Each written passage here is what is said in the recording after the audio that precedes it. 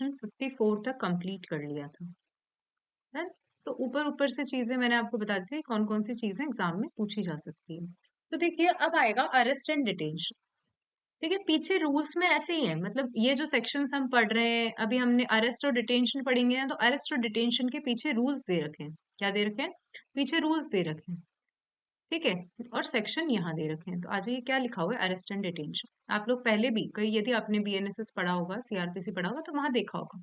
देखिए क्या लिखा हुआ है कि किसी भी जजमेंट डेटर को अरेस्ट किया जा सकता है कि कभी भी, मतलब अरेस्ट करने के बाद पढ़ी ना हमने, तो क्या लिखा है कि किसी भी जजमेंट डेटर को कभी भी, किसी भी टाइम, किसी भी समय क्या किया जा सकता है?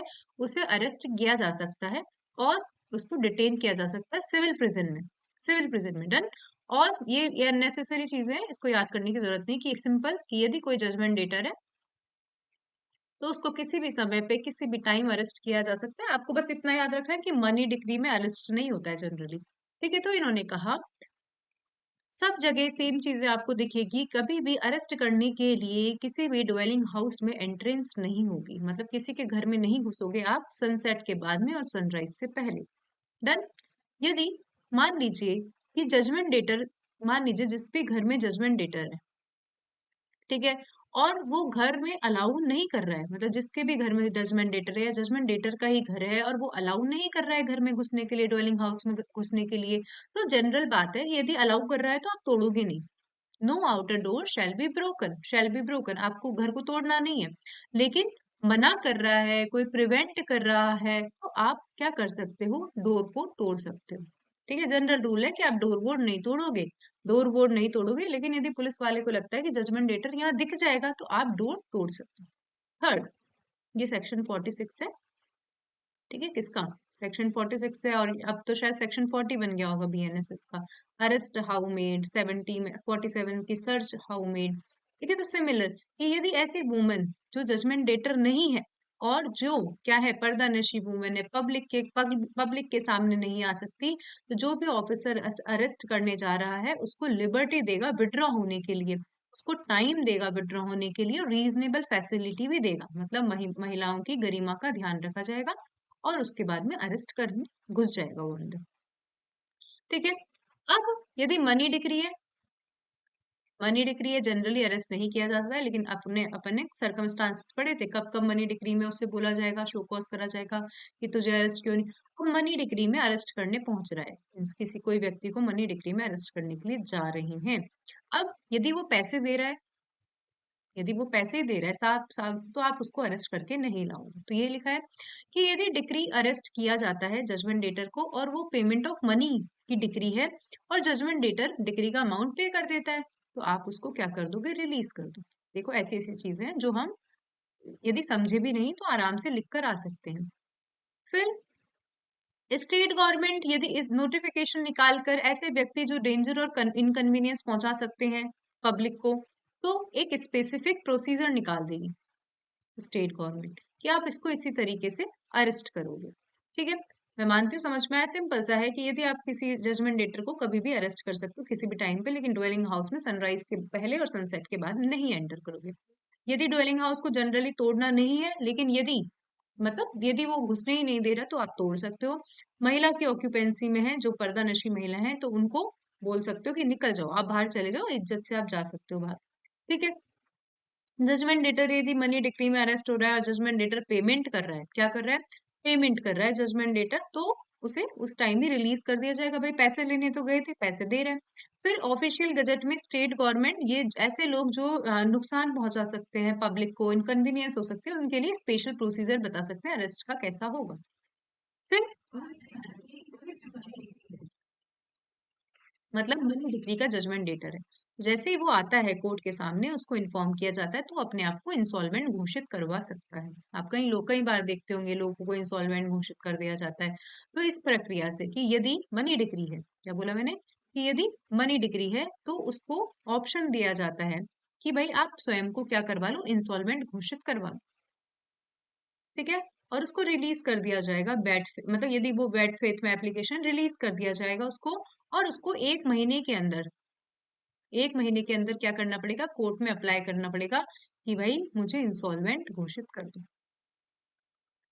समझ गए? कुछ भी नहीं है, ये प्रोसीजर है। यदि मनी डिक्री है, कोई भी सामने आके बड़ा कोर्ट खड़ा होता है, कोर्ट के सामने खड़ा होता है, तो कोर्ट बोलेगा कि स्वयं को आप इंसॉल्वेंट डिक्लेयर करवा सकते हो। ठीक है? और इंसॉल्वेंट और वो उसका मन है कि भई मुझे इंसॉल्वेंट घोषित कर दो। ठीक है? तो वो 1 महीने के अंदर अप्लाई कर देगा, आके खड़ा हो जाएगा कोर्ट में कि सर मुझे इंसॉल्वेंट घोषित कर दो आप। ठीक है? बस यही था। तो आपसे ये क्वेश्चन मतलब अरेस्ट एंड डिटेंशन सिंपल सा सेक्शन है। आपको इसमें ऐसा कुछ पढ़ने की बात नहीं है, लेकिन थोड़ा थोड़ा आपको कभी एग्जाम में पूछ लिया जाए तो आपको लिखना आना चाहिए। बस इंस्टॉलमेंट वाला याद कर लो कि 1 महीने के अंदर एप्लीकेशन लगाई जा सकती है। अब जब मैंने मनी डिग्री बताई थी तब मैंने आपको पहले ही बता दिया था महिलाओं को कभी भी अरेस्ट नहीं किया जाता है मनी डिग्री में। तो सेक्शन नंबर 56 सीरियल नंबर से याद कर लेना कि notwithstanding anything in this part, the court shall not order the arrest or detention in civil prison of a woman in execution for the payment of money. ठीक है, कभी भी court order नहीं देगी कि execution of payment of money में woman को civil prison में डाला जाए।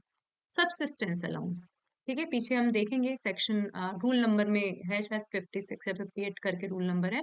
सबसिस्टेंस अलाउंस की मान लीजिए कि पारुल को मोहन को अरेस्ट करवाना है ना, तो एक तो मोहन को अरेस्ट करवाना है, समझना, एक तो मोहन को अरेस्ट करवाना है, ऊपर से पारुल को पैसे देने पड़ेंगे कोर्ट में मोहन को क्या करने के लिए, मोहन के जीवन निर्वाह के लिए। आप कोर्ट मतलब अब जेल में रह रहा है तो फ्री में थोड़ी जेल वाले, स्टेट गवर्नमेंट थोड़ी पैसे देगी, स्टेट गवर्नमेंट नहीं देती। जो अरेस्ट करवाता है ना वो सबसिस्टेंस अलाउंस देता है। ठीक है, आप पीछे पढ़ोगे मतलब एक तो पारुल डिग्री होल्डर है, ऊपर से ये जजमेंट डेटर है।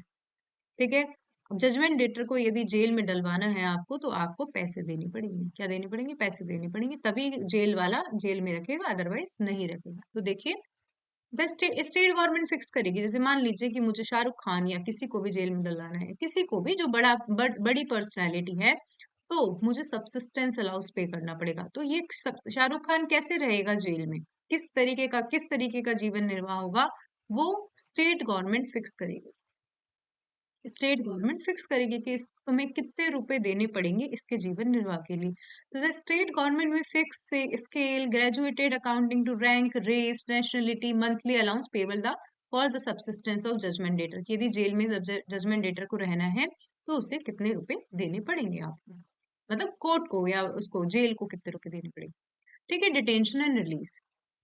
ठीक है, तो इसकी एक टेबल बना सकते हो आप कि यदि किसी व्यक्ति को सिविल प्रिजन में डिटेन किया जाता है तो कब तक डिटेन किया जा सकता है। तो देखिए कि where the decrees for the payment of money exceeding 5,000 rupees, मैंने एक दिन आपको कल ही याद करवा दिया था, 3 महीने से ज्यादा कभी जेल में नहीं रखते हैं सिविल में, एक्सेप्शनली, बहुत ही एक्सेप्शनली, अदरवाइज 3 महीने से ज्यादा जेल में नहीं रखा जाता है। तो क्या बोला कि यदि 5,000 रुपए से ज्यादा का अमाउंट है तो आप उसको 3 महीने तक जेल में रख सकते हो। यदि अमाउंट 2,000 रुपए तक का है, ठीक है, यदि अमाउंट 2,000 रुपए तक का है तो आप उसको कितने महीने, 6 वीक के लिए जेल में रख सकते हो। ठीक है, 2,000 से कम का पैसा है तो आप कभी भी जेल में नहीं रख सकते हो व्यक्ति को। याद रखो, 0 से 2,000 नो, आप सिविल प्रिजन में नहीं डाल सकते। 2 से 5,000 6 वीक के लिए डाल सकते हो सिविल प्रिजन में, और 5,000 से ऊपर आप 3 महीने के लिए सिविल प्रिजन में डालते हो, सिविल प्रिजन में डालते हो। डन, मैं मानती हूँ समझ में आ गया होगा। तो पढ़ लो कि कोई भी पर्सन को सिविल प्रिजन में नहीं मतलब डाला जा सकता है, लेकिन कब डिटेन नहीं किया जाएगा, किससे ज्यादा, कि यदि डिग्री पेमेंट ऑफ मनी की डिग्री है, किसकी है, पेमेंट ऑफ मनी की डिग्री है, तो 5,000 रुपए तक है तो 3 महीने से ज्यादा आप उसको जेल में नहीं डाल सकते। 2,000 रुपए से ज्यादा है लेकिन 5,000 रुपए से कम है तो 6 वीक से ज्यादा आप उसको जेल में नहीं डाल सकते। ठीक है, for the removal of doubts I here it is hereby clear that no order for detention of the judgment debtor in civil prison in execution of a decree where the total amount does not exceed 2,000, 2,000 से 2,000 तक है तो आप उसको jail में नहीं डालोगे। ठीक है, जेल में नहीं डालोगे। अब the a judgment debtor released from detention under this section shall not mere by reason of his release be discharged from his debt। अब आप समझो, जैसे मान लो कि मोहन को 50,000 देने हैं, कितने महीने के लिए जेल में डाल सकते हैं भावना मैम? मोहन को 50,000 रुपए चुकाने हैं, कितने महीने के लिए जेल में डाल सकते हैं? मैम जल्दी से 3 मंथ। 3 मंथ्स के लिए जेल में डाल सकते हैं। तो क्या ये 50,000 मैं मतलब मान लीजिए कि यहाँ पे मेरी जैसी बंदी है तो मैं तो मजे से, मेरे को कोई फर्क नहीं पड़ता, मैं मजे से जेल में रहकर आ सकती हूँ कि ले 50,000 का वो मिलेगा। ठीक है। तो ऐसे और भी तो व्यक्ति होंगे, ठीक है, ये तो चलो मैं मेरा ओपिनियन बता रही हूँ, ऐसे और भी तो व्यक्ति कि यार 3 महीने आराम से अपन जेल में रहेंगे, ठीक है। ये जो डिग्री होल्डर है अपन को सब्सिस्टेंस अलाउंस भी देगा, तो ये मजे नहीं है क्या? तो इसका मतलब ये नहीं है कि आप जेल में रहकर आ गए तो आपको 50,000 रुपये नहीं चुकाने, ठीक है। लेकिन आपको दोबारा जेल में नहीं डाला जाएगा इस 50,000 के लिए। एक बार हैंड रेस कर दो। समझ में आ गया क्या? समझ में आया कि आपको देखो judgment debtor released under this section, इस सेक्शन के अंदर किसी रीजन से डिस्चार्ज नहीं हो जाएगा डेट से कि वो जेल में रहकर आ गया है, but he shall not liable to be rearrested under the degree, मतलब लेकिन उसको अरेस्ट नहीं किया जाएगा। मतलब 3 वीक तो 6 वीक तो 6 वीक, 3 महीने तो 3 महीने, और नो जेल तो नो जेल, लेकिन इसका मतलब ये नहीं है कि आप अपने डेट से मुक्त हो गए, नहीं। अब आता है 59, ये 58 एग्जाम में आता है, बहुत इंपॉर्टेंट सेक्शन है, पूछा जाता है, ठीक है। याद है आपने जब सेक्शन 51 पढ़ा था? देखो, यहाँ पे हमने पढ़ा था कि मनी डिक्री में अरेस्ट नहीं किया जाता, ये लिखा था ना यहाँ पे।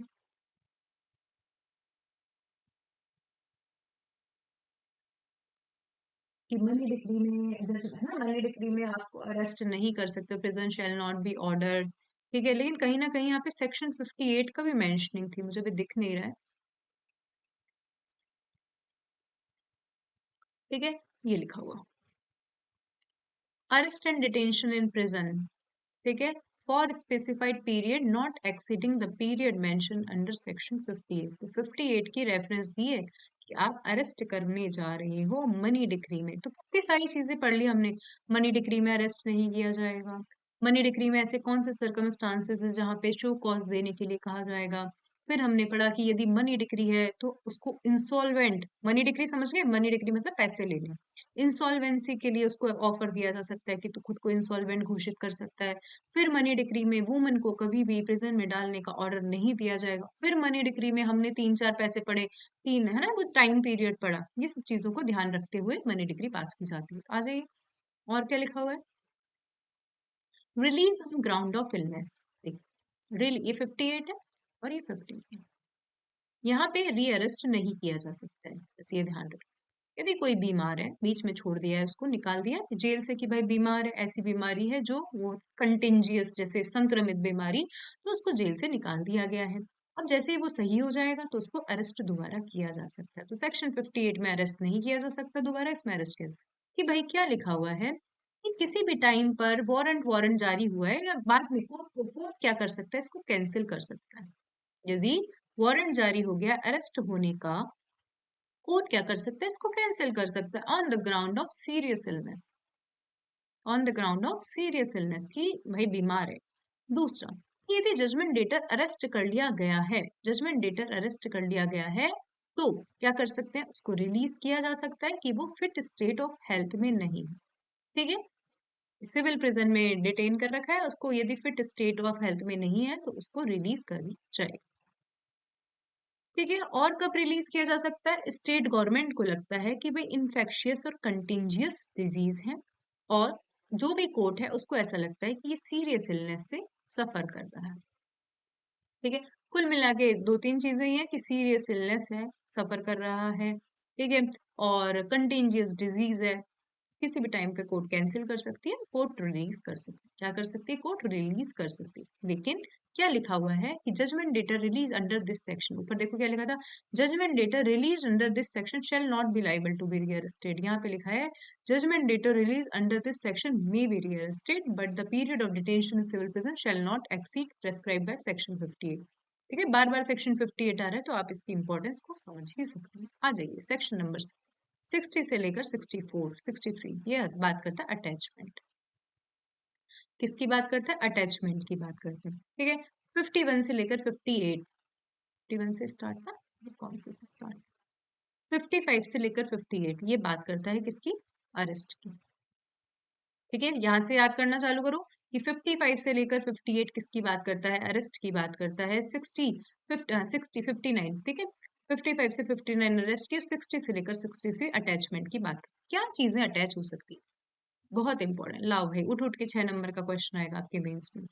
क्या चीजें अटैच नहीं हो सकती? जब हमने एक इंडिजेंट पर्सन का चैप्टर पढ़ा था, तो मैंने आपको बताया था कि इंडिजेंट पर्सन कौन होता है जहां पे फीस प्रेस्क्राइब है, तो उसके पास में फीस देने के पैसे नहीं, एक्सेप्ट, कोई बता सकता है? बरखा मैम। एक्सेप्ट की इस फी क्या क्या चीजें इंक्लूडेड नहीं थी इसके अंदर? याद है इंडिजेंट पर्सन की डेफिनेशन में? कोई किसी को भी याद है तो एक बार हैंड रेस करो। कि यदि मान लीजिए फीस 12,000 रुपए है, ठीक है, तो उसके पास में फीस देने के पैसे नहीं है, लेकिन मान लीजिए कि उसकी प्रॉपर्टी जो है वो कम से कम 25 करोड़ की प्रॉपर्टी जिसका वो सूट लड़ रहा है। 25 करोड़ तो है ना इसके पास में, तो क्या ये 12,000 में इंक्लूड किया जाएगा क्या? याद करवाया था मैंने, लक्ष्मी मैम, याद है? किसी को भी याद है क्या? एक बार हैंड रेस कर दो। याद है या नहीं याद है? ठीक है। वहां पे दो चीजें लिखी थी, एक तो सूट प्रॉपर्टी इंक्लूड नहीं होगी, और जो प्रॉपर्टी अटैचमेंट से मुक्त है वो चीज इंक्लूड नहीं होगी। भाई ऐसे आंसर देना सीख जाओ। ठीक है, इतनी इतनी मेरी बकबक सुन ले तो आपको आंसर देना आना चाहिए। कुछ भी आंसर गलत दे दो लेकिन हिम्मत तो करो, कम से कम चार लोगों में आगे बढ़ के हिम्मत तो करो बोलने की, दिखेगी तो सही ना लोग की आंसर देने की हिम्मत कर रहे हैं। गलत दे दो लेकिन गलत देते देते कभी ना कभी तो आप सही पे आ जाओगे। ठीक है। तो हम एक चीज पढ़ते हैं कि अटैचमेंट वाली जो प्रॉपर्टी अटैचमेंट से फ्री है उसे भी इंडिजेंट पर्सन की इसमें पैसों में इंक्लूड नहीं किया जाता जब इसका कैलकुलेशन करते हैं। तो अटैचमेंट किस किस को किया जा सकता है? पहला तो ये कि अटैचमेंट किस किस का किया जा सकता है। ठीक है। तो किसका किया जा सकता है? जो भी दिखता है ना आपको घर में वो सबका अटैचमेंट हो सकता है, सबका। जैसे अब देखो कैसे, देखो क्या क्या हो सकती है। सबसे पहले क्या होती है? जमीन, उसके ऊपर क्या बनता है? हाउस। ठीक है, हमारा जमीन है, हाउस है। फिर वो क्या बन जाती है? बिल्डिंग्स। ठीक है, तीन चीजें आप देखोगे, लैंड, हाउस, बिल्डिंग्स। फिर हम क्या क्या देखते हैं? पैसे। पैसे में देखो, पैसे पैसे देखेंगे, goods, money, bank notes, cheque देखते हैं, bill of exchange, hundi, promissory note, government securities, bonds. ठीक है, या अदर सिक्योरिटीज फॉर मनी। देखो कुछ भी अपन क्या देखेंगे? पैसे देखेंगे, मनी देखेंगे, प्रॉमिसरी नोट्स देखेंगे, गवर्नमेंट सिक्योरिटीज देखेंगे, चेक देखेंगे, प्रॉमिस है ना, हुंडी देखेंगे। तो इन सबको अरेस्ट किया जा सकता है। बॉन्ड देखेंगे, डेट देखेंगे, शेयर्स देखेंगे, तो सबको अरेस्ट किया जा सकता है। सेलेबल मूवेबल प्रॉपर्टी भी, जो भी जजमेंट डेटर की सेलेबल मूवेबल प्रॉपर्टी है उनको भी अटैच किया जा सकता है। अब ऐसा भी तो हो सकता है, जैसे यहाँ पे मोहन है, ये जजमेंट डेटर है, जजमेंट डेटर है, प्रॉपर्टी है ही नहीं इसके पास में क्योंकि इसने सारी प्रॉपर्टी अपनी वाइफ और इनके इसके जो वाइफ है और इसके जो बच्चे हैं ये तो इसके अरबों के मालिक हैं। ठीक है, और ये जीरो पैसे हैं इसके पास में। तो ऐसा नहीं है कि इनकी प्रॉपर्टी अटैच नहीं होगी। यदि ये बेनिफिट उठा रहा है ना, यदि ये बेनिफिट उठा रहा है, ऐसे तो हर हर दूसरा आदमी मजे लेने लग जाएगा, कोर्ट के मजे लेने लग जाएगा। ले भाई, मेरे हाथ में तो 0 रुपए हैं, हम कैसे करेंगे अटैचमेंट? तो भाई जिसका आप बेनिफिट प्रॉफिट उठा रहे हो, जिस मतलब ऐसे तो वाइफ की प्रॉपर्टी है लेकिन बेचने की हक तो तुम्हारा भी है ना। तो इन्होंने क्या लिखा कि or the profit of which he has disposing power, which he may exercise for his own benefit, whether the same be held in the name of judgment debtor or by another person in trust for him or on his behalf. तो आप इनकी property भी attach कर सकते हो, but these properties are not liable to attachment. इसको आप याद कर लेना। ठीक है, मैं जितना जितना हो सकता है मैं वैसे याद करवाती हूँ। देखो, हाँ, ये तीन आपको एक साथ अभी यहाँ देख लो, ये तीन एक साथ याद कर लो। देखो कौन कौन से हैं। नेसेसरी वियरिंग अपैरल्स, आप नेसेसरी अपैरल्स को जो पहनने के कपड़े हैं उनको आप अटैच नहीं कर सकते। कुकिंग वेसल्स, बेड बिडिंग, ठीक है, और ऐसे ऑर्नामेंट जो रिलीजियस, जैसे मंगलसूत्र, ठीक है, पर्सनल ऑर्नामेंट जो रिलीजियस यूजेस के कारण वुमन से पार्ट अवे नहीं किए जा सकते हैं। क्या बोला? Bed beadings, cooking vessels, bearing appearance, ornaments जो किसी रीति रिवाज के कारण वुमन से अलग नहीं हो सकते। Tools and artisans where the judgment debtor is agriculturist. बस खत्म, इतना ही नहीं, दिमाग नहीं लगाना अपन को कि tools and artisans where the judgment debtor is agriculturist. वैसे तो इसके अंदर ये लिखा हुआ है कि ऐसे तो टूल्स और आर्टिसन तो ऐसा कोई एक मान लीजिए कि कोई कौन है, किसान है। हर किसान गरीब नहीं होता।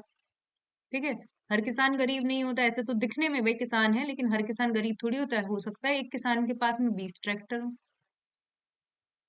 तो इन्होंने बोला कि एक किसान एक ऐसा एग्रीकल्चरिस्ट जिसको फ्यूचर में एग्रीकल्चर करने के लिए मतलब खेती करने के लिए, ठीक है, बीज मिल जाए या आर्टिसन मिल जाए, केवल आप उसको अटैच नहीं कर सकते हो।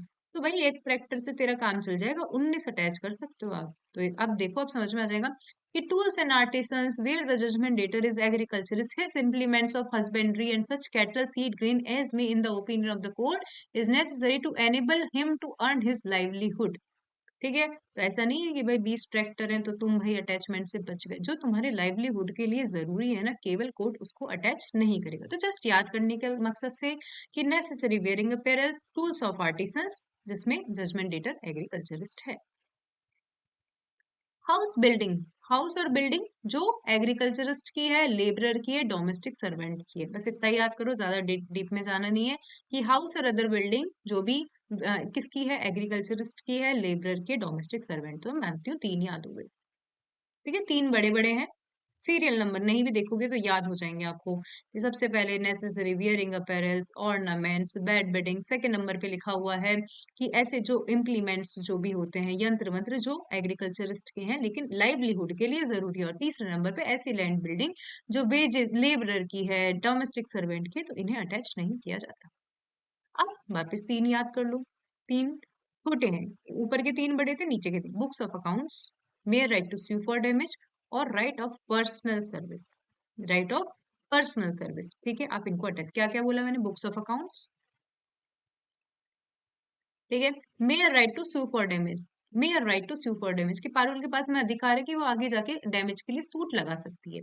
ठीक है, तो आप इसको अटैच नहीं कर सकते। Mayor right for sue for damage और पर्सनल सर्विस, इसको अटैच नहीं कर सकते हो। ठीक है, 3 याद कर लो। अब याद करो, देखो ये ऊपर house building of domestic servant और लेबरर था, उसके साथ में वेजेस ऑफ लेबरर और हाउस सर्वेंट, ये इसके साथ में पढ़ लिया। तो हमें 7 याद हो गए। अब आ जाइए, देखो कि stipend gratuity allowed to pensioner of government. ठीक है, और ठीक है, तो समझो मान लीजिए कि कोई आरजेस बन जाता है, आरजेस बन जाता है, आप इसकी सैलरी अटैच नहीं कर सकते। तो क्या लिखा हुआ है? स्टाइपन ग्रेचुटीज अलाउड टू पेंशनर और गवर्नमेंट। जो भी स्टाइपन ग्रेचुटीज हैं गवर्नमेंट्स को, पेंशनर्स को मिलती है, पेंशनर्स की, जैसे आरजेस बन जाता है और आरजेस बनने के बाद में वो हो जाता है, रिटायर हो जाता है, तो आप उसके जो भी पेंशन ये मिलती है, स्टाइपन ग्रेचुटी, आप इसको अटैच नहीं कर सकते। ये अभी छोड़ दो। फिर अपन पढ़ते हैं एयरफोर्स एक्ट। एयरफोर्स एक्ट में जो भी पे अलाउंस, ठीक है, एयर फोर्स एक्ट में कोई भी पे और अलाउंस मिलता है, आप उसको अटैच नहीं कर सकते हो। ठीक है, पीएफ पीपीएफ, इनको अटैच नहीं कर सकते हो। लाइफ इंश्योरेंस पॉलिसी, आरजेएस का क्वेश्चन था ये, फ्री का। Life insurance policy judgment debtor की, लाइफ इंश्योरेंस पॉलिसी कुछ पूछ रहे हो, लाइफ इंश्योरेंस पॉलिसी को अटैच नहीं कर सकते हो। ठीक है, ये मुझे याद नहीं है, ये मैंने याद नहीं किया था, तो आप भी एक आध छोड़ सकते हो, थोड़ा सा टिपिकल है, देख लेना, interest of Lesi in residential of building. फिर गवर्नमेंट का अलाउंस, गवर्नमेंट का अलाउंस, तो ऊपर हमको क्या क्या पढ़ के आए थे? स्टाइपेंड ग्रेचुटीज ऑफ पेंशनर, यहाँ पे allowance forming part of emoluments to the government. ठीक है, और देखो right of future maintenance, survivorship, ठीक है, और कोई भी इंडियन लॉ ने एग्जेम्प्ट कर रखा है। तो बस इतना याद करो। आ जाओ, हमने क्या क्या याद करा देखते हैं। देखो 3 हमने याद करे, ऊपर 3 के साथ में चौथा भी याद करवा लिया मैंने। ये 3 कौन कौन से याद करे थे? Necessary wearing apparels, bed beddings, ornaments, ठीक है, इम्प्लीमेंट्स जो लाइवलीहुड के लिए जरूरी है एग्रीकल्चरिस्ट की। तीसरा नंबर हमने पढ़ा था कि जो बिल्डिंग्स हैं, ठीक है, जो किसने ले रखी हैं? एग्रीकल्चरिस्ट की, वेज लेबरर्स की, डोमेस्टिक सर्वेंट्स। इसके साथ में मैंने आपको चौथा भी याद करवा दिया, वेजेस, जो भी एग्रीकल्चरिस्ट है ना, इन सब। फिर मैंने आपको 3 याद करवाए थे वापस, books of accounts, right to sue for damage, और पर्सनल सर्विसेज, ये आप अटैच नहीं कर सकते। फिर मैंने आपको बताई थी 2 चीजें, ठीक है, ग्रेचुटी स्टाइपेंड्स, इनको आप पार्ट्स में डिवाइड कर लोगे तो ज्यादा याद हो जाएगा। ग्रेचुटी और स्टाइपेंड्स, ठीक है, जो भी पेंशनर को मिलता है।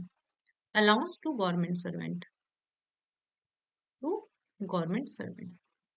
फिर मैंने वापस आपको 3 याद करवाया, पीएफ, पीपीएफ और एक और याद करवाया था, PF PPF life insurance policy. आप इनको अटैच नहीं कर सकते हो।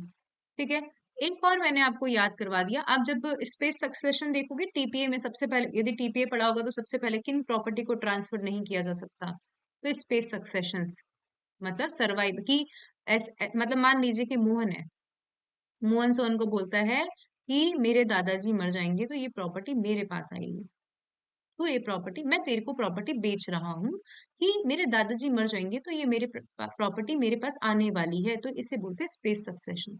एक्चुअल में है नहीं, आप क्या कर रहे हो, किन्समैन की मतलब किन्समैन होते हैं, जैसे ये किन्समैन के मरने पे ये प्रॉपर्टी मुझे आ जाए, आप इसको बेच नहीं सकते हो, तो आप मोहन की प्रॉपर्टी को कैसे अटैच कर सकते हो, नहीं अटैच, अटैच नहीं कर सकते। जब आप बेच ही नहीं सकता मोहन, तो अटैच कर, स्पेस सक्सेशन की प्रॉपर्टी आप अरेस्ट नहीं कर सकते, राइट टू फ्यूचर मेंटेनेंस, इसे आप अटैच नहीं कर सकते। एक बार हैंड रेस कर दो, याद करोगे छोटे छोटे, बार बार पढ़ोगे याद हो जाएगा। अब आ जाइए जो इंपॉर्टेंट आता है इसके अंदर कुछ पूछने में, देखिए एक होता है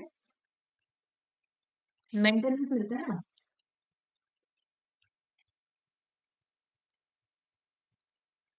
एक्सप्लेनेशन वगैरह आपको याद करने की जरूरत नहीं। अब देखो, देखो डिग्री ऑफ मेंटेनेंस,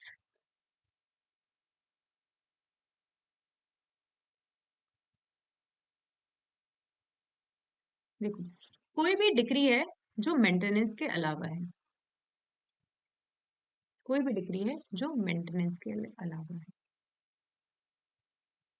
ये मान लो कि कोई भी डिग्री है जो मेंटेनेंस की, जो मेंटेनेंस की, तो आपसे पूछा जाएगा आप कितना अटैच कर सकते हो, मतलब एक हस्बैंड की सैलरी का कितना परसेंट अटैच कर सकते हो, तो या कितना, अभी इसमें क्वेश्चन चल रहा है कि कितना अटैच नहीं कर सकते हो, देखो तो 1/3 of salary in the execution for the degree of maintenance, आप 1/3 ऑफ सैलरी अटैच नहीं कर सकते हो।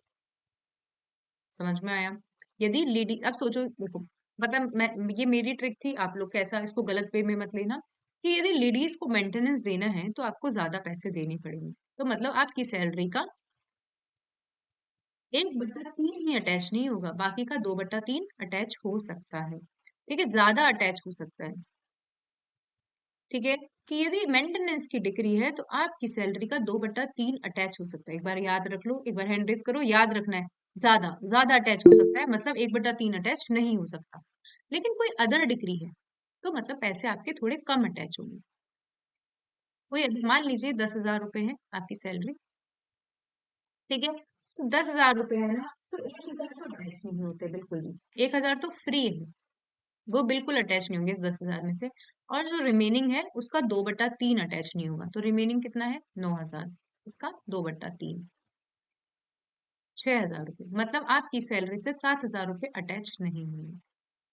ठीक है, मतलब अटैच, मतलब आपकी सैलरी से 7,000 रुपये अटैच नहीं होंगे, तो देखिए क्या लिखा हुआ है कि, समझ रहे हो कि यहाँ पे आपको कम देना पड़ेगा।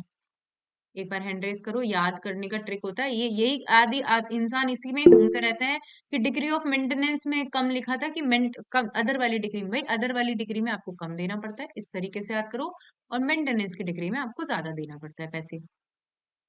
ठीक है, मेंटेनेंस है तो उसका, लड़की का खर्चा ज्यादा है संभालने का, तो इसमें ज्यादा, तो आपकी सैलरी का डायरेक्ट 2/3 अटैच हो सकता है, मतलब 1/3 अटैच नहीं होगा, अपन यहाँ पे नहीं होने की बात कर रहे हैं, तो अटैच नहीं होगा। और जो अदर डिग्री है, जो अदर डिग्री है उसमें आपका जो भी सैलरी है उसका 1,000 रुपये तो अटैच नहीं होगा, 1,000 रुपये अटैच नहीं होगा, और जो रिमाइंडर है उसका भी 2/3 अटैच नहीं। ठीक है, मैं मानती हूँ समझ में आ रहा होगा, एक्सप्लेनेशन आपको याद करने की जरूरत नहीं है। ठीक है, इसमें लिखा रहता है कि 24 महीने तक यदि अटैच कर लिया जाता है तो 12 महीने का गैप दिया जाता है। ठीक है, यदि 24 महीने तक कंटिन्यूअसली आपकी सैलरी अटैच हो रही है, अटैच हो जा रही है, हो जा रही है, कंटिन्यूअसली कंटिन्यूअसली 24 महीने के अंदर, तो आपको आपका अटैचमेंट एग्जेम्प्ट होगा फर्दर 12 मंथ्स के लिए, फिर वापस 24 महीने, फिर वापस 24 महीने आपको कंटिन्यू करना पड़ेगा। ठीक है, तो इट इज इम्पोर्टेंट, बाकी तो क्या है, बाकी कंसेप्ट नहीं है, इसमें कंसेप्ट आता है, इसमें एग्जाम में पूछा जाता है कितना अटैच कर सकते हो, तो आप इस कंसेप्ट से याद कर सकते हो। सेक्शन नंबर बस ये एक्सप्लेनेशन है। आप एग्रीकल्चरिस्ट क्या होता है, वेजेस क्या होता है, गवर्नमेंट सर्वेंट कौन है, तो वो अपन को देखने की जरूरत है। सेक्शन नंबर 61, ये हम ऑलरेडी पढ़ चुके हैं, पार्शियल पार्शियल एग्जेम्पशन। कि पार्शियल, ये जो एग्रीकल्चरिस्ट होते हैं, स्टेट गवर्नमेंट को लगता है कि भाई नेक्स्ट कल्टीवेशन के लिए इनको इतना हिस्सा जरूरी है। भाई एक तो गवर्नमेंट वो है, कृषक है, ठीक है, एक तो किसान है, ऊपर से तुम इसकी प्रॉपर्टी और अटैच कर दोगे, ठीक है। तो पूरी प्रॉपर्टी अटैच नहीं करते हैं, स्टेट गवर्नमेंट क्या करती है, पार्शियल एग्जेम्पशन देती है इनको, जो नेक्स्ट कल्टीवेशन के लिए, ठीक है, जीवन निर्वाह के लिए, नेक्स्ट कल्टी जो बीज इनके नेक्स्ट कल्टीवेशन के लिए जरूरी जरूरी है, जजमेंट डेटर और फैमिली की फैमिली को, तो वो चीज अटैच नहीं होगी। तो आ जाइए क्या लिखा है कि ऑफिशियल गजट में बोल सकती है स्टेट गवर्नमेंट की next harvest of the due cultivation of the land and support of judgment debtor his family shall in case of be exempt from the liability of attachment in the sale of execution of decree. तो partial exemption मिलता है। कभी exam में आपके attachment किसका नहीं हो सकता, तो सेक्शन 60 तो लिखना ही है, साथ में आपको सेक्शन 61 भी लिखना है, ठीक है, आधा अधूरा नहीं लिखना। Season property in dwelling house, वही सिमिलर, कि ऊपर तो हम क्या करने जा रहे थे, अरेस्ट करने जा रहे थे सेक्शन 55 में। यहाँ पे हम क्या करने जा रहे हैं, अरेस्ट नहीं, हम सामान उठाने जा रहे हैं, सामान लेने जा रहे हैं। तो सिमिलर ही चीज है। क्या सिमिलर चीज है कि आप सनसेट के बाद में और सनराइज से पहले ड्वेलिंग हाउस में नहीं घुसोगे। आप घर नहीं तोड़ोगे, दरवाजा नहीं तोड़ोगे, जब तक कि जो अंदर वाला व्यक्ति है वो रिफ्यूज कर देता है आपको कि नहीं घुसना, या प्रिवेंट करता है कि नहीं घुसना। यदि अंदर महिला बैठी है, कौन सी महिला बैठी है, जो महिला कस्टम के कारण बाहर नहीं आ सकती, तो आप उसको रीजनेबल अपॉर्चुनिटी दोगे, तो लिबर्टी टू विड्रॉ हर, कि भाई बाहर निकल जा, कोई बात, ठीक है। तो सिमिलर सा सेक्शन है। अगेन आप जैसे अपन बीएनएसएस में पढ़ते हैं अरेस्ट हाउ मेड, और उसी जगह लिखा रहता है कि यदि seizure search and seizure how made, तो दोनों में सिमिलर ही प्रोविजन आते हैं, ठीक है। ये तो मेरे अभी क्वेश्चन था, इंटरव्यू का क्वेश्चन था मेरे, कि ये क्वेश्चन है कि मान लीजिए यहाँ पारुल का कोट है, और यहाँ सेक्शन 63 याद रख लेना इसको, यहाँ पारुल का कोट है, यहाँ गरिमा का कोट, एक ही प्रॉपर्टी पारुल ने भी कर दी अटैच, और एक ही प्रॉपर्टी गरिमा ने भी अटैच कर दी। इसको क्या पता अलग अलग जगह है, ये जयपुर में रहता है और ये मतलब जयपुर में है, ये जोधपुर में है, ठीक है, और बंद है दोनों है मोहन। तो आपको पता है कि कोई भी किसी की प्रॉपर्टी को भी अटैच कर सकता है, कोई से भी जुरिडिक्शन की। तो अटैच कर दी, यहाँ पारुल ने अटैच कर दी ये प्रॉपर्टी, और यहाँ पे गरिमा ने अटैच कर दी। अब क्या होगा, तो भाई अब किसकी किसकी जो अटैचमेंट है इसको वैलिड मानेंगे, तो इन्होंने सीधी बात की, जो इस इनमें पोजीशन में सुपीरियर है उसको मान देंगे, ठीक है। मेरे उसमें यूट्यूब पे भी दे सकते हो, ये क्वेश्चन पूछा गया था कि दोनों, इसने भी डिग्री अटैच कर दी, उसने भी डिग्री अटैच कर दी, तो भाई दोनों में से जो सुपीरियर है उसकी डिग्री को क्या मान लेंगे, उसकी डिग्री को, वैलिड तो दोनों की है, ठीक है, उसकी डिग्री को प्रायोरिटी दे देंगे। अब यहाँ पे बात होती है, ये भी सिविल जज है और ये भी सिविल जज है, अब किसको मानेंगे, तो जिसने पहले डिग्री अटैच करी थी। एक बार हैंड रेस कर दो, ये मेंस का क्वेश्चन है आपका, समझ में आ गया कि भाई यदि दोनों ने कर दी तो जो बड़ा है, दोनों ने कर दी बराबर है, तो जो जिसने पहले करी, तो आ जाइए पढ़ते हैं कि where property not in custody of any court is under attachment in execution of decree of more courts than one, the court which shall receive or realize such property, कौन सा कोर्ट रियलाइज करेगा, कौन सा court release करेगा उस property को, कौन सा कोर्ट उस प्रॉपर्टी को रिसीव करेगा, तो इन्होंने कहा कि attachment shall be the court of highest grade, ठीक है, जो हाईएस्ट ग्रेड का कोर्ट है उसका अटैचमेंट को क्या मान लिया जाएगा, वही रिलीज करेगा, वही उसको रिसीव करेगा। And where there is no difference in grade between such courts, the court whose decree the property was first attached. लेकिन अब ये थोड़ी है कि मान लीजिए कि पारुल रिलीज कर रही है, पारुल रिसीव कर रही है, क्योंकि पारुल क्या है, हाईएस्ट इन ग्रेड, तो what is the validity of Garima's degree, इसने जो डिग्री पास करी इसकी क्या वैलिडिटी है, तो सर वैलिड है, ऐसा थोड़ी है इनवैलिड घोषित। अब वो किसी अदर तरीके से निकाल सकते हैं, लेकिन इसकी डिग्री वैलिड है, ऐसा थोड़ी कि invalid. Nothing in this section shall be deemed to invalidate any proceeding taken by a court executing one of such decree, किसी भी ऐसा नहीं है कि जो गरिमा है उसकी डिग्री को इनवैलिडेट घोषित कर दिया जाएगा, ये कुछ भी नहीं है। अब आ जाइए 64 is also an important section, सारे ही सेक्शन इम्पोर्टेंट है, देखो इससे 36 से 74 उठ उठ के क्वेश्चन आते हैं, सच बता रही हूँ। सेक्शन 64, ठीक है। सीरियल नंबर भी याद करने हैं आपको, जैसे मैंने अभी आपको याद करवा सेक्शन 58, याद नहीं हो तो अब खुद ही दिमाग लगा लेना कि क्यों याद नहीं है। 57 याद करवाया मैंने, 57 के बाद में 56, 56 भी याद करवाया मैंने, अभी आपके माइंड में नहीं आ रहा तो वो आपकी गलती है, ठीक है। तो आ जाइए 64, क्या बोल दिया कि यहाँ पे अगेन बट कि जैसे वही है, मोहन है, मोहन की प्रॉपर्टी को अटैच कर लिया गया, अटैच कर लिया गया। तो मोहन ने सोचा कि एग्जीक्यूशन तक तो बहुत टाइम है, मतलब हम जानते हैं भारत देश के कोर्ट को, मोहन ने प्रॉपर्टी बेच दी अटैचमेंट के ऑर्डर के बाद। तो जी नहीं, ये ऑर्डर, ये जो सेल है ये वॉइड है। क्या है? वॉइड है। तो इन्होंने कहा कि जब एक अटैचमेंट हो चुका है, प्रॉपर्टी का ट्रांसफर हो रहा है, प्रॉपर्टी की डिलीवरी हो रही है, या कोई भी इंटरेस्ट का ट्रांसफर हो रहा है जो जजमेंट डेटर का है, तो ये जो अटैचमेंट है वॉइड है। समझ रहे हैं? अटैचमेंट जो void है, ये अटैचमेंट है, ये जो डिस्पोजल करा ना अपने प्रॉपर्टी का, उस अटैचमेंट के कॉन्ट्ररी में जो भी डिस्पोजल करा आपने, जो भी ट्रांसफर का, ये क्या है? वॉइड है। कोई फर्क नहीं पड़ता, आप कर दो, ठीक है। लेकिन मान लीजिए कि अटैचमेंट से पहले कोई पर्सनल आपने ट्रांसफर कर दिया तो उसको रजिस्टर कर दिया, तो इसको वॉइड नहीं माना जाए। भाई अटैचमेंट तो हुआ ही नहीं है अभी तक, उस प्रॉपर्टी का अटैचमेंट तो अभी तक हुआ ही नहीं है, हुआ ही नहीं है। तो इसको आप वॉइड नहीं मान रहे, तो nothing in this section shall apply to a private transfer और delivery of property attached made in pursuance of any contract, और such transfer delivered entered and registered before the attachment, की अटैचमेंट से पहले कोई कॉन्ट्रैक्ट हुआ था, registered है, तो इट इज नॉट इनवैलिड, ठीक है। बस आपको इतना दिमाग लगाना। तो ये हमने क्या पढ़ा, देखो हम कहाँ से स्टार्ट हुए थे, 55 से 58, बताया मैंने, अरेस्ट 59, 60 से 64 कहाँ पे स्टार्ट हो गए थे, अटैचमेंट। कहाँ स्टार्ट हुए? अटैचमेंट। देखो 36 में अपन ने नॉर्मल पढ़ा, 37 में अपन ने कोर्ट, कौन सा कोर्ट, मतलब हु इज फर्स्ट इंस्टांस, ठीक है। 39 में अपन ने ये पढ़ा ट्रांसफर ऑफ डिक्री, 42 में हमने पावर ऑफ कोर्ट पढ़ा, 47 में हमने क्वेश्चन डिटरमाइंड पढ़ा। मैं मानती हूँ याद हो रहा होगा, ठीक है, 47 में कि कौन से क्वेश्चन डिटरमाइन कर सकता है।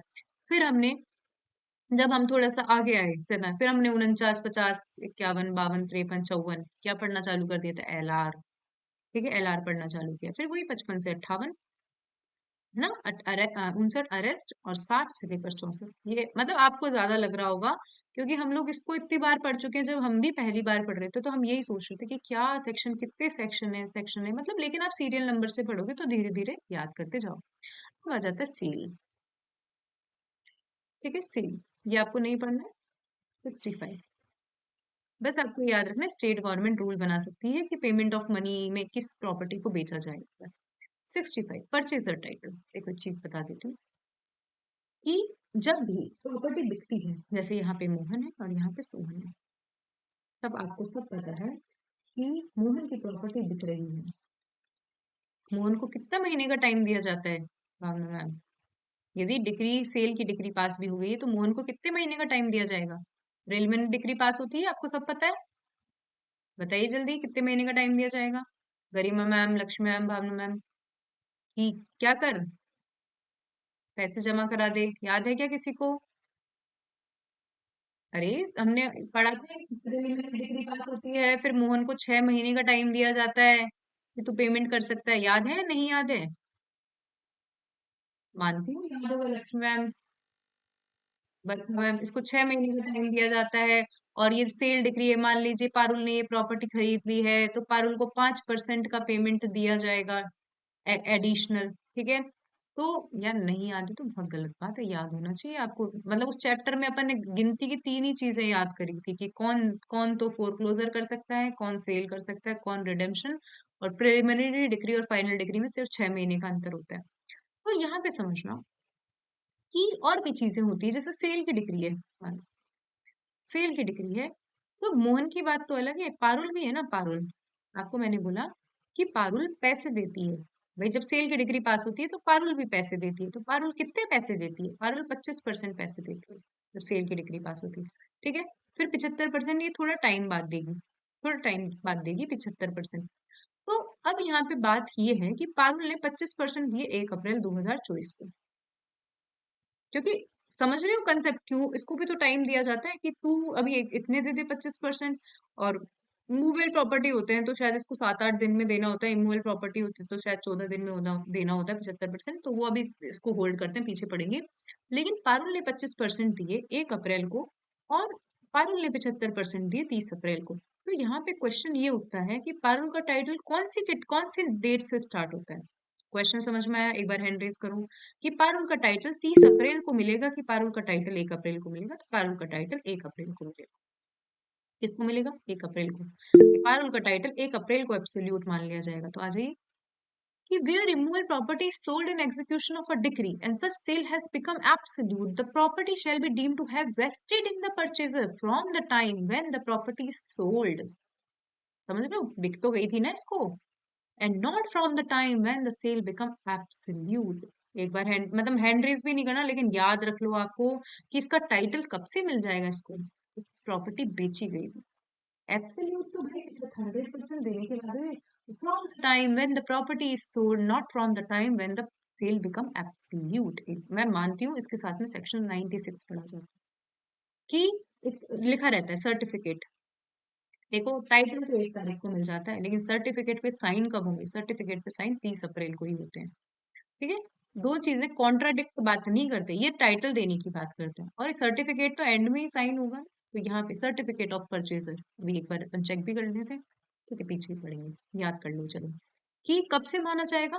तब से माना जाएगा जब ये प्रॉपर्टी बिकी है, ना कि तब से प्रॉपर्टी सोल्ड हुई है। 67 आपको पढ़ना नहीं है, बस स्टेट गवर्नमेंट रूल बना। 73 कि एक डिग्री है, किसकी डिग्री है? मनी डिग्री है। एक जजमेंट डेटर है, यहाँ पे मान लीजिए मोहन जजमेंट डेटर है, इसकी मनी डिग्री पास हुई है इसके अगेंस्ट। अब यहाँ पे पास तो हो गई, ठीक है, पास तो हो गई भाई, किसी ने बोला, कोर्ट बोलता है कि मोहन पारुल को 50,000 देगा। तो ठीक है, बात हो गई। अब बहुत सारे लोग आ जाते हैं कि सर इससे पैसे हम भी मांगते हैं, इससे पैसे हम भी मांगते हैं, तो कैसे डिस्ट्रीब्यूशन होगा असेट का? उस पैसों को कैसे कैसे डिस्ट्रीब्यूट करेंगे? तो यहाँ पे सबसे पहले आप सभी जानते होंगे कि गवर्नमेंट का हिस्सा सबसे पहले होता है। ठीक है, नहीं भी पता हो तो मैं आपको बता देती हूँ कि गवर्नमेंट का हिस्सा सबसे पहले निकलता है।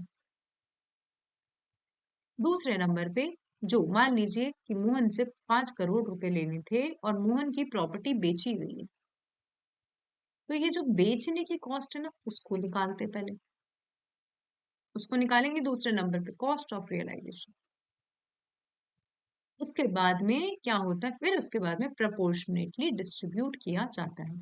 ठीक है, मैं मानती हूँ समझ में आया। देखो क्या लिखा हुआ है कि यदि असेट एक कोर्ट ने हेल्ड कर रखी है, ठीक है, एक से ज्यादा लोग उस असेट के रिसीट होने से पहले एप्लीकेशन लगाते हैं कोर्ट में कि बहुत मनी डिक्री है, जजमेंट डेटर की मनी डिक्री है और हमें अभी तक सेटिस्फेक्शन नहीं मिला है। ठीक है, कोर्ट के पास में प्रॉपर्टी है, बहुत सारे लोग बोल रहे हैं कि हमें सेटिस्फेक्शन नहीं मिला इस जजमेंट डेटर के अगेंस्ट। तो court, after deducting the cost of realisation, देखो यहाँ पे मैंने इसको सेकंड नंबर इसलिए दिया है क्योंकि नीचे दिख जाएगा, nothing in this section shell affect the right of any government, government के राइट को अफेक्ट नहीं करती है। तो सबसे पहले अधिकार गवर्नमेंट को मिलता है, सेकंड नंबर अधिकार मिलता है आपको इसके अंदर कॉस्ट ऑफ रियलाइजेशन। क्या बोला मैंने? Cost of realisation second number. फिर क्या बोला कि रियलाइजेशन के कॉस्ट को डिडक्ट करने के बाद, रियलाइजेशन की कॉस्ट को डिडक्ट करने के बाद क्या करेगी? रेटेबली डिस्ट्रीब्यूट कर देगी। क्या करेगी? रेटेबली डिस्ट्रीब्यूट कर देगी। किस किस को कर देगी? अब देखो ध्यान रखो, लेकिन ये प्रोविजन है, जैसे मानो यहाँ पे मोर्गेजर था, मोर्गेजर मतलब जिसने अपनी प्रॉपर्टी दी, मोर्गेजी था सोहन। ठीक है, इसने इसको, ये प्रॉपर्टी तो थी 10 करोड़ की, लेकिन इसने इसको 5 करोड़ रुपए दिए थे। और मान लीजिए कि प्रॉपर्टी बिक रही है, बिक रही है क्योंकि मोहन ने सोहन को पैसे वापस नहीं करे, प्रॉपर्टी बिक बिक रही है, आराम से प्रॉपर्टी बिक रही है। तो यहाँ पे क्वेश्चन होता है कि सोहन को कितने रुपए मिलेंगे? कितने मिलेंगे लक्ष्मण? सोहन को कितने रुपए मिलेंगे? 10 करोड़ की, इसके चक्कर में तो प्रॉपर्टी बिकी है, लेकिन बिक पैसे कितने मिलने चाहिए सोहन को प्रॉपर्टी बिकने पे? मैम 10 करोड़। अरे 5 करोड़ नहीं मिलेंगे क्या? इसने इसको 5 करोड़ दिए हैं, आप इसको 10 करोड़ वापस लौटाओगे? 5 करोड़ ही तो दोगे ना वापस, जिसने जितने रुपए दिए हैं उतने ही तो देंगे ना। ज्यादा क्यों दोगे? चाहे प्रॉपर्टी बिक तो रही है इस सोहन के कारण, लेकिन इसको तो 5 करोड़ ही मिलने चाहिए ना। सब भाई, इसमें यस मैम। कॉमन सेंस भी नहीं है, ये तो मतलब नॉर्मल बात है कि भाई इसके तो मजे ही है। ये तो यही चाहेगा फिर तो मोहन प्रॉपर्टी ही ना दे वापस, मतलब मोहन पैसे ही ना दे। मोहन ये तो सोचेगा कि 10 करोड़ में बेच दूंगा। तो इन्होंने कहा कि ये ध्यान में रखा जाएगा कि यदि प्रॉपर्टी मोर्गेज या चार्ज में सेल हो रही है, तो जो मोर्गेजी है, ये मोर्गेजी और इनकम्बरेंस है, उसको कोई भी सरप्लस नहीं मिलेगा। Shall not be entitle to share in any surplus arising from the sale. ठीक है, मैं मानती हूँ, समझ में आ गया कि भाई 5 करोड़ रुपए तो इस, मतलब 5 करोड़ रुपए तो इसके ही है ना, 5 करोड़ ही तो है सोहन के। यदि कुछ सरप्लस भी हो रहा है तो इसको, ये सरप्लस का हकदार नहीं, सरप्लस का हकदार नहीं। ठीक है, एक बार हैंड रेस करो, ये लाइन समझ में आ जाएगी। मैं मानती हूँ समझ में आया होगा इसके अंदर। अब दूसरी चीज है कि आप लोगों को पता है कि भारत देश किस तरीके का देश है।